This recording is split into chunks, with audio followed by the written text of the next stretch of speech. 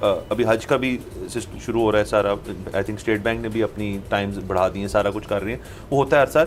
لیکن کووڈ کی جتنی ریسٹرکشنز تھی وہ تقریباً پوری لفٹ کر دی گئی ہیں پاکستان کے حوالے سے, اور دیگر اور ممالک بھی جو ہیں وہ اب اس چیز سے سنڈروم سے باہر جانے کی کوشش کر رہے ہیں. سو اس سے اب بہت زیادہ سوال پیدا ہوتے ہیں کہ جیسے آپ نے ذکر کیا کہ پوسٹ کووڈ ورلڈ کیا ہے, تو اس میں کافی منفی چیزیں بھی ہیں. اس میں سب سے بڑی منفی چیز تو اکانومی ہے. دنیا بھر کی اکانومی جو ہے وہ متاثر ہوئی.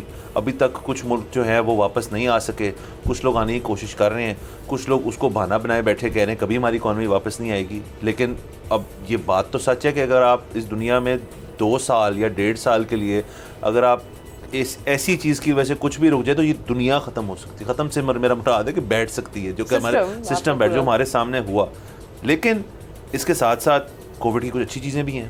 اس میں سب سے بڑی اچھی چیز یہ ہے کہ جو میڈیکل سائنس نے پروگریس کیا ہے اس سارے اتنی جلدی کبھی ویکسین جو ہے وہ بنا نہیں سکا اس دنیا میں کوئی, اور اس سے یہ چیز بہت اچھی طرح ایکسپوز ہوئی کہ جی جو آپ کی ریڈ ٹیپزم ہے دوائیاں بنانے میں بگ فارما کی, فارماسیوٹیکل کمپنیز کی, اس کو آپ بائی پاس کر کے ایک سیف پروڈکٹ جو ہے وہ دے سکتے ہیں. وہ الگ بات ہے کہ جو لوگ ویکسین کے حق میں نہیں ہیں, اور انہیں ویکسین تو انہوں نے دے دی, وہ آپ کی مرضی, آپ نے لگوانی نہیں لگوائی.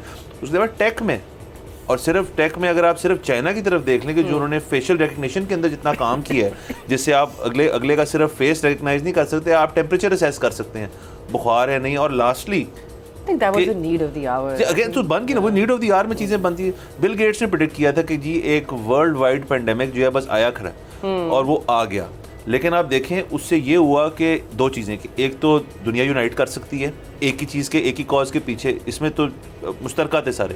اور سیکنڈلی خدا نہ خواستہ اگر پھر سے کوئی ایسی چیز ہوتی ہے تو یہ نہیں ہے کہ آپ زیرو سے چل رہے ہیں, آپ کے پاس بہت زیادہ ڈیٹا ہے, بہت زیادہ ریسرچ ہے, جس کی بیسس پہ آپ شاید اس سے اور جلدی اور بہتر طرح سے اسے نپٹ سکتے ہیں. بالکل, ہم اس سے اس کے اثرات سے باہر تو نہیں نکلے. مطلب ایک آپ جو اب دیکھتے ہیں کہ فلائٹس بڑی مہنگی ہیں, اس کی ایک وجہ تو ظاہر ہے یہ ہے کہ پٹرول مہنگا ہو گیا ہے یا ڈالر مہنگا ہو گیا ہے, اور لیکن ایک بہت بڑی وجہ یہ بھی ہے کہ ابھی تک ساری فلائٹس ریزیوم ہی نہیں ہوئی, کیونکہ وہ ٹریولنگ کلچر ہی ہل گیا ہے. ایک تو لوگ اس طرح سے جس طرح سے اکانومی تمام ملکوں کی اثر انداز ہوئی ہے اس طرح سے ٹریول کر نہیں رہے. دوسرا, پہلے جس طرح ہوتا تھا کہ جی فلانی کانفرنس آ جائیں, فلانی چیز ہے آ جائیں, اب وہ کہتے ہیں ہم آپ کو زوم پہ لے لیں گے.